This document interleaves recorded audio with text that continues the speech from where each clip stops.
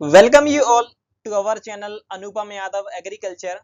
आज की वीडियो में हम डिस्कस करेंगे कि मूंग की फसल में जो फूल और फली झड़ने लगते हैं, यानी कि जो फ्लावर फॉल और पॉड फॉल होने लगता है, उसके पीछे क्या कारण होते हैं, जिन कारणों से मूंग की फसल में जो फूल होते हैं यानी कि जो फ्लावर होते हैं या फिर जो पॉड होते हैं यानी कि जो फलियां होती हैं वो झड़ने लगती हैं।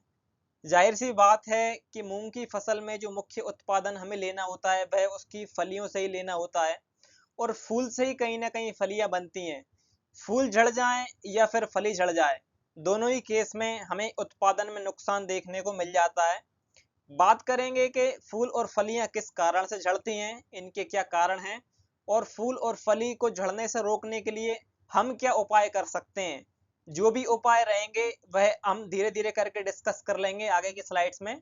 तो चलिए चलते हैं पहली स्लाइड की ओर।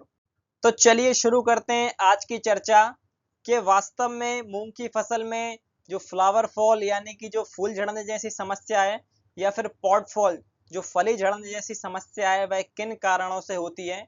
ऊपर लिखा हुआ है मूंग की फसल में फूल व फली झड़ने के चार मुख्य कारण हैं, यानी कि फोर मेजर कॉज हैं जिनके कारणों से जो मूंग की फसल होती है उसमें फ्लावर फॉल और पॉड फॉल जैसी समस्या देखने को हमें मिल जाती है। सबसे पहला कारण है वातावरणीय कारक यानी कि इन्वायरमेंटल फैक्टर। इन्वायरमेंटल फैक्टर में हम काउंट कर सकते हैं टेम्परेचर यानी कि तापमान को।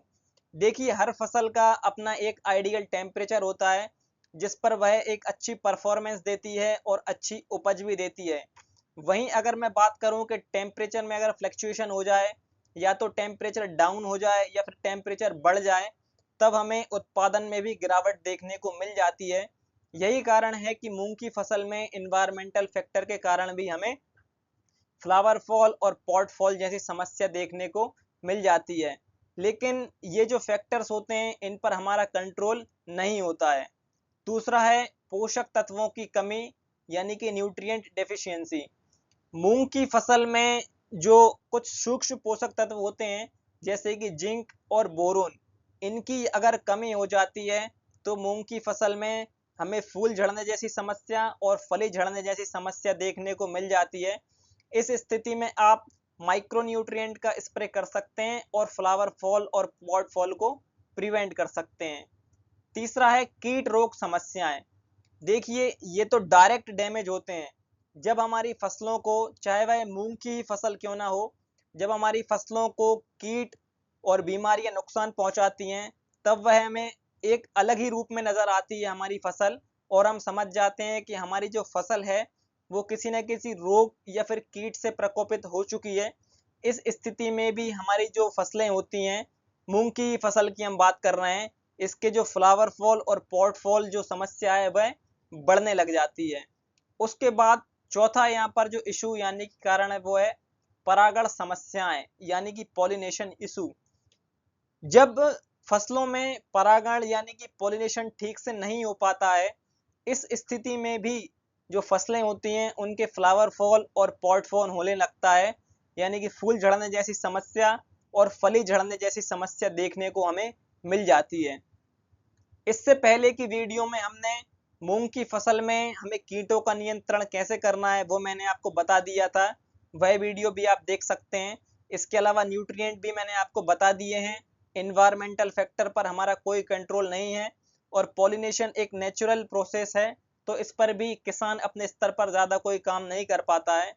इन सब चीज़ों को देखते हुए भी अगर आपकी फसल में आपको फ्लावर फॉल और पॉट फॉल देखने को मिल रहा है, तब हम इस स्थिति में पीजीआर यानी कि प्लांट ग्रोथ रेगुलेटर्स का इस्तेमाल कर सकते हैं, जो पौधे की जो अंदर की मेटाबॉलिक एक्टिविटीज होती हैं यानी कि जो उपापचयी क्रियाएं होती हैं उनमें सुधार लाते हैं और जो पौधे होते हैं उनमें फ्लावर फॉल और पॉट फॉल को कम करते हैं। कौन कौन से वह उत्पाद हैं वह अगली स्लाइड में दिए गए हैं, हम चर्चा करेंगे उनके बारे में। तो चलिए चलते हैं अगली स्लाइड की। जैसा कि ऊपर लिखा हुआ है, मूंग की फसल में फूल व फली झड़ने की समस्या को नियंत्रित करने के लिए प्रभावी पीजीआर यानी कि प्लांट ग्रोथ रेगुलेटर्स, ऐसे रेगुलेटर्स जो प्लांट की ग्रोथ को बढ़ाते हैं यानी कि पौधे के विकास को बढ़ाते हैं और उसे सहनशील बनाते हैं ताकि उसमें फूल और फलियां ना झड़ें और उत्पादन बेहतर हो, एक बेहतर उत्पादन मिल सके। जिसमें सबसे पहला उत्पाद है क्वांटिस। ये सिंजेंटा कंपनी का क्वांटिस है, यानी कि इसका जो व्यापारिक नाम है, यानी कि जो ट्रेड नेम है वो क्वांटिस है। इसमें अमीनो एसिड्स पाए जाते हैं और कुछ न्यूट्रिएंट्स पाए जाते हैं। इसका इस्तेमाल हम 400 ml प्रति एकड़ की दर से कर सकते हैं। दूसरा उत्पाद है बायोवीटा। ये मार्केट में हमें बायोवीटा के नाम से मिल जाता है। समुद्री घास का एक बायो फर्टिलाइजर है। इसका इस्तेमाल हम 300 ml प्रति एकड़ की दर से कर सकते हैं। और तीसरा उत्पाद है एम्बिशन। ये बायर कंपनी का एक उत्पाद है जिसका जो व्यापारिक नाम यानी कि जो ट्रेड नेम है वो एम्बिशन है। इसमें अमीनो एसिड पाए जाते हैं, फल्विक एसिड पाई जाती है, इसके अलावा माइक्रो एलिमेंट भी पाए जाते हैं।